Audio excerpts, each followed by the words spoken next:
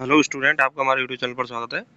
दोस्तों, आज हम क्लास 11th की जो ज्योग्राफी है, भौतिक भूगोल के मूल सिद्धांत, उसके अगले चैप्टर के बारे में बात करेंगे, जिसका नाम है वायुमंडलीय परिसंचरण तथा मौसम प्रणालियाँ। देखिए, यहाँ से परीक्षाओं में प्रश्न आता है, तो इस चैप्टर को आप बड़े ध्यान से पढ़ेंगे और जो भी इम्पोर्टेंट पॉइंट है उन सभी के बारे में हम चर्चा करेंगे। तो चलिए हम शुरुआत करते हैं। वायुमंडलीय भार क्या होता है? देखिए, वायुमंडल के माध्यम से पृथ्वी पर डाले जाने वाले भार को वायुमंडलीय भार कहते हैं। वायुमंडल हम कई बार चर्चा कर चुके हैं। वायुमंडल का अर्थ होता है कि पृथ्वी के चारों ओर जो वायु का आवरण है, वह क्या कहलाता है? वायुमंडल कहलाता है। उस वायु के द्वारा जो भार डाला जाता है उसे वायुमंडलीय भार कहा जाता है। दाब प्रवणता का मतलब क्या होता है? दो समदाब रेखाओं के दो बिंदुओं के मध्य वायु दाब में परिवर्तन को हम क्या बोलते हैं? दाब प्रवणता। तो जब दो समदाब रेखाएं हैं, उन दोनों के बीच जो वायुदाब का जो परिवर्तन होता है, उसको हम क्या बोलते हैं? दाब प्रवणता। चलिए आगे हम बात करते हैं, समदाब रेखा क्या होती है? समदाब रेखा का अर्थ होता है वह काल्पनिक रेखा जो समुद्र तल से बराबर घटाए हुए समान वायुदाब वाले स्थानों को मिलाती है। यानी कि ऐसी काल्पनिक रेखा जो पृथ्वी पर समान वायुदाब वाले स्थानों को मिलाती है, उसे हम क्या बोलते हैं? समदाब रेखा कहते हैं। पवन, देखिए पवन हम पहले भी पढ़ चुके हैं कि बहती हुई जो वायु होती है उसे हम क्या बोलते हैं? पवन कहते हैं। अर्थात पृथ्वी के धरातल के लगभग समांतर बहने वाली वायु को हम क्या कहते हैं? पवन कहते हैं। एक इम्पोर्टेंट बात है, पॉइंट है, जेट स्ट्रीम क्या होती है? देखिए, जेट स्ट्रीम का अर्थ है कि ऊपरी क्षोभ मंडल में पश्चिम से पूरब की ओर, ध्यान देना, पश्चिम से पूरब की ओर बड़ी तेज गति से निरंतर चलने वाले सक्रिय वायु प्रवाह को जेट स्ट्रीम कहते हैं। ध्यान देना, जेट स्ट्रीम ऊपरी क्षोभ मंडल में पश्चिम से पूरब की ओर बड़ी तेज गति से चलने वाले निरंतर जो सकरा वायु प्रवाह है उसे हम क्या बोलते हैं? जेट स्ट्रीम कहते हैं। आगे हम बात करें, महासागरीय सतह पर औसत वायुदाब, इंपॉर्टेंट पॉइंट है, परीक्षा में पूछा जा सकता है। महासागरीय सतह पर औसत वायुदाब होता है 1013.25 मिलीबार होता है। महासागरीय सतह पर औसत वायुदाब होता है 1013.25 मिलीबार होता है। मानचित्र पर वायुदाब को समदाब और समभार रेखा के माध्यम से प्रदर्शित किया जाता है। इम्पोर्टेंट है, आपसे प्रश्न पूछा जा सकता है कि मानचित्र पर वायुदाब को हम कैसे प्रदर्शित करते हैं? तो समदाब और समभार जो रेखा है उनके माध्यम से मानचित्र पर हम वायुदाब को प्रदर्शित करते हैं। अगला पॉइंट है, वायुमंडलीय भार या दाब को मिलीबार या हेक्टोपास्कल में मापा जाता है। तो देखिए, वायुमंडलीय भार या दाब की जो इकाई है, वायुमंडलीय भार या दाब की इकाई है मिलीबार तथा हेक्टोपास्कल। तो ये भी इम्पोर्टेंट है कि वायुमंडलीय भार को किस इकाई में मापा जाता है। वायु दाब में बदलाव से वायु गतिशील होती है। बिल्कुल सही बात है, वायु हमेशा उच्च वायु दाब से निम्न वायु दाब की ओर गति करती है। तो जो वायु दाब में जो बदलाव होता है, परिवर्तन होता है, उसके कारण वायु क्या है? गतिशील होती है। आगे हम बात करें, पृथ्वी पर कितने प्रमुख वायुदाब कटिबंध हैं? तो पृथ्वी पर 7 प्रमुख वायुदाब कटबंध हैं। पृथ्वी पर 7 प्रमुख वायुदाब कटबंध हैं। पवनों की दिशा, वेग को वायुदाब प्रवणता, कॉरियोलिस बल, अवकेंद्रीय त्वरण और घर्षण बल प्रभावित करते हैं। तो देखिए, पवन की दिशा जो होती है और उसका वेग होता है, उसको कौन कौन प्रभावित करता है? पहला प्रभावित करता है वायुदाब प्रवणता, दूसरा कॉरियोलिस बल, तीसरा अवकेंद्रीय त्वरण और चौथा घर्षण बल। इसको 4 प्रमुख कारक ऐसे हैं जो इसको प्रभावित करते हैं।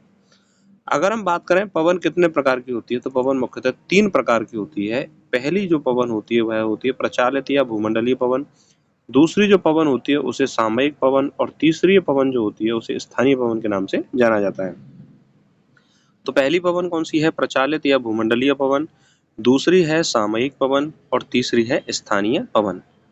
चलिए अगले पॉइंट के बारे में बात करते हैं। वायु गर्म होने पर फैलती है और ठंडी होने पर सिकुड़ती है। इस कारण वायुमंडलीय दाब में भिन्नता आती है। इसके परिणामतः वायु गतिमान होकर उच्च वायुदाब वाले क्षेत्र से निम्न वायुदाब वाले क्षेत्र में प्रवाहित होती है। तो देखिए, जहाँ गर्मी होती है वहाँ पर वायु क्या है? फैलती है। जहाँ पर ठंड होती है वहाँ पर वायु सिकुड़ती है।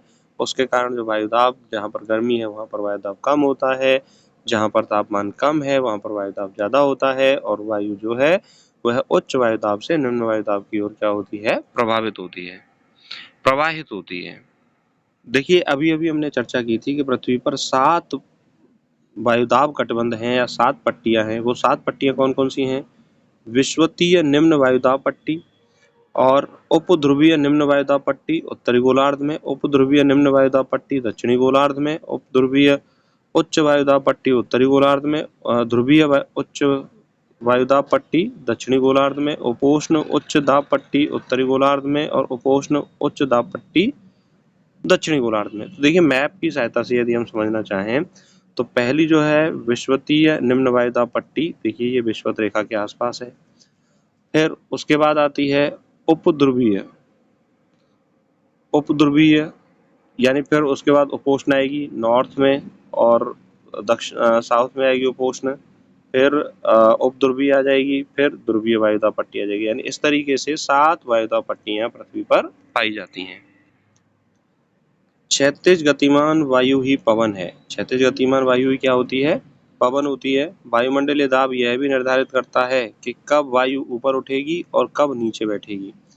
पवनें पृथ्वी पर तापमान और आर्द्रता का पुनर्वितरण करती हैं, जिससे पूरा तापमान स्थिर बना रहता है और ऊपर उठती हुई आर्द्र, तो देखिए पवन क्या करती है? पृथ्वी पर तापमान और आर्द्रता का वितरण करती हैं, जिससे तापमान क्या रहता है? स्थिर रहता है और ऊपर उठती हुई आर्द्र वायु का तापमान कम होता जाता है। इसके द्वारा बादल बनते हैं और वर्षा होती है। इंपॉर्टेंट पॉइंट है, जैसे जैसे आप ऊंचाई पर चढ़ते हैं वायु विरल होती जाती है और सांस लेने में क्या होती है? कठिनाई होती है। वायु दाब को मापने की इकाई मिलीबार या पास्कल है। बड़ी मात्रा में इस्तेमाल की जाने वाली इकाई को किलो पास्कल कहते हैं। क्या बोलते हैं? किलो पास्कल, जिसे HPA हेक्टोपास्कल के रूप में भी क्या किया जाता है? प्रदर्शित किया जाता है। गुरुत्वाकर्षण की वजह से धरातल के निकट वायु सघन होती है। किसकी वजह से? गुरुत्वाकर्षण बल की वजह से जो धरातल के निकट जो वायु होती है वह कैसी होती है? सघन होती है। और इसी वजह से वायुदाब क्या रहता है? हमेशा ज्यादा रहता है। सबसे ज्यादा इंपॉर्टेंट पॉइंट जो परीक्षा में पूछा जाता है कि वायुदाब को मापने के लिए पारद मतलब मरकरी का जो वायुदाब मापी है उसका इस्तेमाल किया जाता है या निर्द्रव बैरोमीटर का इस्तेमाल किया जाता है। किसका? निर्द्रव बैरोमीटर या मरकरी का जो वायुदाब मापी है, पारद वायुदाब मापी है, उसका इस्तेमाल किया जाता है। ऊंचाई पर वायुदाब अलग स्थानों पर अलग अलग होती है। यह पृथकता ही वायु में गति का मुख्य स्रोत है। पवनें उच्च वायुदाब क्षेत्र से कम वायुदाब क्षेत्र की ओर क्या होती है? प्रवाहित होती है। वायुमंडल के निचले भाग में वायुदाब ऊंचाई के साथ तीव्रता से घटता है और यह जो कमी की दर है वो प्रत्येक 10 मीटर की ऊंचाई पर 1 मिलीबार होती है। यानी कि वायुमंडल का जो निचला भाग है, जो मंडल की जो परत है, उसमें प्रत्येक 10 मीटर ऊंचाई पर बढ़ने पर 1 मिलीबार वायुदाब क्या रहता है? कम होता है। वायुदाब सदैव एक दर से नहीं घटता है, यानी घटने की जो दर होती है वह कैसी रहती है? अलग अलग रहती है। पृथकता की वजह से वायु गतिमान होती है। इस क्षैतिज वायु को पवन कहते हैं और पवनें उच्च दाब से कम दाब की ओर प्रवाहित होती हैं। धरातल पर घर्षण बल बहुत ज्यादा होता है। इसका प्रभाव प्राय धरातल से 1 से 3 किलोमीटर ऊंचाई तक होता है। समुद्र सतह पर घर्षण बल क्या रहता है? कम होता है।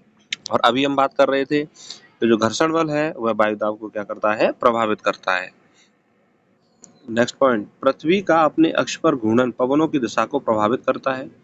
सन 1844 में फ्रांसीसी वैज्ञानिक ने इसका विवरण प्रस्तुत किया और इस बल को कोरियोलस बल कहा जाता है। किस नाम से जाना जाता है? कोरियोलस बल के नाम से जाना जाता है। कोरियोलस बल के द्वारा पवनें उत्तरी गोलार्ध में अपनी मूल दिशा से दाहिनी तरफ, ध्यान देना, उत्तरी गोलार्ध में अपनी मूल दिशा से दाहिनी तरफ यानी कि राइट हैंड साइड, दक्षिणी गोलार्ध में बाईं तरफ विक्षेपित हो जाती हैं, जिसे हम क्या बोलते हैं? कोरियोलस बल कहा जाता है। कोरियोलस बल दाब प्रवणता के समकोण पर काम करता है। किस पर काम करता है? दाब प्रवणता के समकोण पर काम करता है। दाब प्रवणता बल समदाब रेखाओं के समकोण पर होता है। जितनी ज्यादा दाब प्रवणता होगी पवनों का वेग उतना ही ज्यादा होगा और पवनों की दिशा भी उतनी ही ज्यादा विक्षेपित होगी।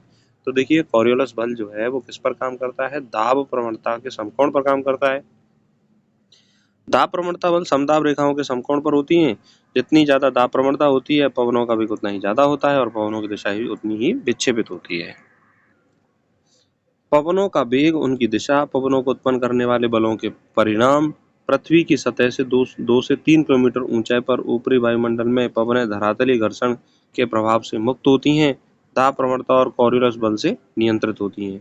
जो 2 से 3 किलोमीटर ऊंचाई की जो पवन होती हैं वह किससे नियंत्रित होती हैं?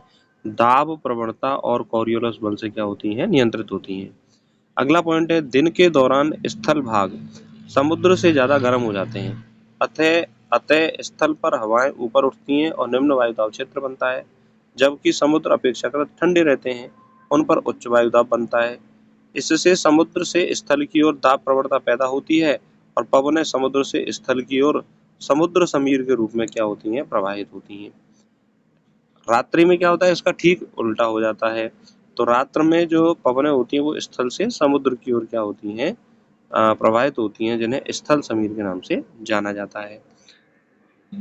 अगला पॉइंट है, दिन के समय पर्वतीय प्रदेशों में ढाल गर्म हो जाते हैं और वायु ढाल के साथ ही साथ ऊपर उठती है और इस स्थान को भरने के लिए वायु घाटी से बहती है। तो वायु जो घाटी से बहती है वह जो वायु दिन के समय क्या होता है, पर्वतीय क्षेत्रों में जो ढाल होते हैं वो गर्म होते हैं, तो वायु ऊपर उठ जाती है और उनसे वायुदाब निम्न हो जाता है। तो उच्च वायुदाब से निम्न वायुदाब की ओर जो पवनें हैं ऊपर से नीचे की ओर आती हैं, तो उन्हें घाटी पवन के नाम से जाना जाता है। तो इस तरह से दोस्तों हमने इस चैप्टर को बहुत ही फास्टली और अच्छे से इसको रिवाइज किया। आशा करता हूँ कि आपको चैप्टर समझ में आया होगा। जो भी स्टूडेंट यूपीएससी की तैयारी कर रहे हैं, मेंस की, आरएएस की तैयारी कर रहे हैं या किसी भी मेंस की तैयारी कर रहे हैं, geography subjects, assistant professor, school lecturer, PGT, TGT की तैयारी कर रहे हैं, उन सभी के लिए क्लासेस बहुत ज़्यादा इंपॉर्टेंट है। आपको ये क्लास कैसी लगी कमेंट करके जरूर बताएं और जो भी स्टूडेंट इस चैनल पर पहली बार जुड़ रहे हैं, इस चैनल को जरूर सब्सक्राइब करें। नमस्कार, धन्यवाद।